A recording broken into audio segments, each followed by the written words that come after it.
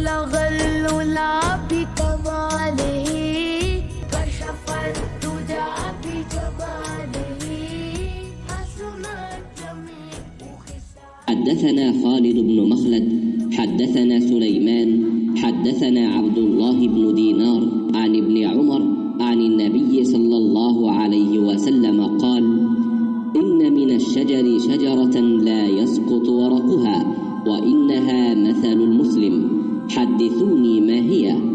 قال: فوقع الناس في شجر البوادي. قال عبد الله: فوقع في نفسي أنها النخلة. ثم قالوا: حدثنا ما هي يا رسول الله؟ قال: هي النخلة. ইবনু উমার রাদিয়াল্লাহু আনহুমা থেকে বর্ণিত, নবী সাল্লাল্লাহু আলাইহি ওয়াসাল্লাম একদা বললেন, গাছ-গাছালির মধ্যে এমন একটি গাছ রয়েছে যার পাতা ঝরে পড়ে না, আর তা মুসলিমের উদাহরণ।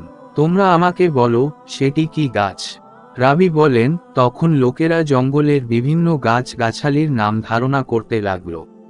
আব্দুল্লাহ রাদিয়াল্লাহু আনহু বলেন, আমার ধারণা হলো সেটা হবে খেজুর গাছ, কিন্তু আমি ছোট থাকার কারণে তা বলতে লজ্জা পাচ্ছিলাম।